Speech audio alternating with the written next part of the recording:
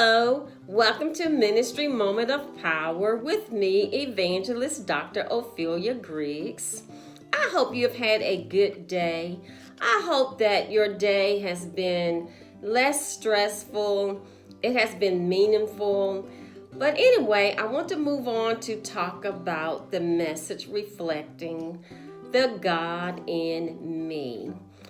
Now, when I talk with you about the God in me, I am actually referring to the God in you as well as the God in me. So I hope you will see the revelations and see the perspective that as I share these insights or these inspirations, that you are seeing that it is implying the God in you. But the title of the message is actually the God in me. So when you hear the message, you would take the message and apply it to you. Okay, the God in me is a well of living waters. He is our life. For St. John chapter 4, verse 14 states, "But whosoever drinketh of the water that I shall give him shall never thirst. But the water that I shall give him shall be in him a well of water springing up into everlasting life." God is our present day. He is our tomorrow. He is our future. For Isaiah says in chapter 46, verse 4, and this is coming from the New International Version, informs us, "Even to your old age and gray hairs, I am He. I am He who will sustain you. I have made you, and I will carry you. I will sustain you, and I will rescue you." Isaiah further states in chapter 49, verse 16, "See, I have engraved you on the palms of my hands. Your walls are ever before me." So in other words, what God was saying through Isaiah to tell us is that the good Lord is telling us that while we are on this journey of life, that He sees the distractions, frustrations, the hurt and pain, sorrows, disappointments, failures, troubles, your downfalls and your uprises, and the burdens that you do not have to carry. For in the book of 1 Peter, chapter 5, verses 6 and 7, it says, "Humble yourselves, therefore, under the mighty hand of God, that He may exalt you in due time, casting all your care upon Him, for He careth for you." So even in your darkest of hours, or your hard times, or your stressors, or your worries, even in the midst of your good times, of your happy times, of your pleasurable times, your great times, God is still there in the midst. He even cares about your good times as well. The God in me is our strength. He motivates us. He encourages us. And as I've already said, He sustains us. The God in me is huge, big, enormous. He is the solid rock. He sits high and looks low. He knows the path we should take.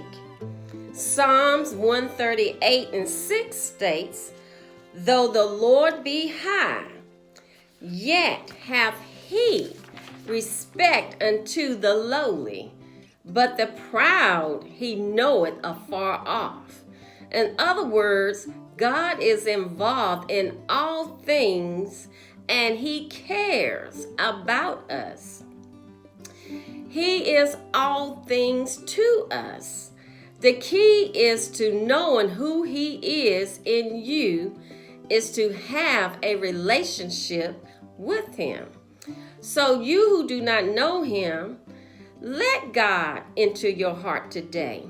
He will be your burden barrier, a rock to stand on, a pillar to rest on, a defender, a healer, and so much more. Psalms 34:8 says, "Oh, taste and see that the Lord is good. Blessed," in other words, happy, "is the man that trusted in him." The New International Version regarding Psalms 34:8 indicates, "Taste and see that the Lord is good. Blessed is the one who takes refuge in him." The God in me, the God in you, the God in us will cover us. He will cover you. He will cover me. He will protect us. He will protect you. He will protect me. And it will be a journey of a lifetime, because in the midst of this journey of the lifetime, he will fight for us. He will defend our cause. He will encourage us in the midst of everything we're going through. He will direct us. He will guide us. He will lead us. The God in me, the God in you, the God in us is never ending. He is time. According to Hebrews 7:3, and this is coming from the New International Version, without father or mother, without genealogy, without beginning of days or end of life, resembling the Son of God, he remains a priest forever. So according to researching Hebrews chapter 7, verse 3, it is referring to Melchizedek.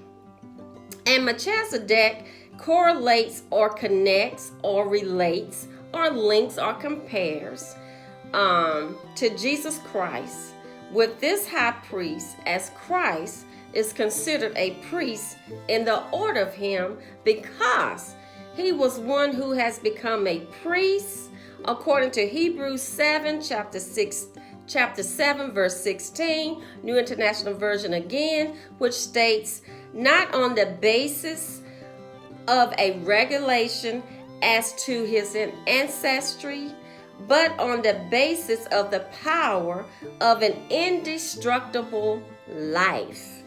So verse 17 of Hebrews 7 declares Psalms 110 verse 4, which indicates, "The Lord has sworn and will not change his mind. You are a priest forever in the order of Melchizedek." And this is what he is saying about Jesus Christ in the order of Melchizedek. This is how they are in relation to, or related to, or correlates towards one another, or linked to one another, is that just like Melchizedek did not have any form of genealogy, he did not come through or became the high priest in the order of basic regulations.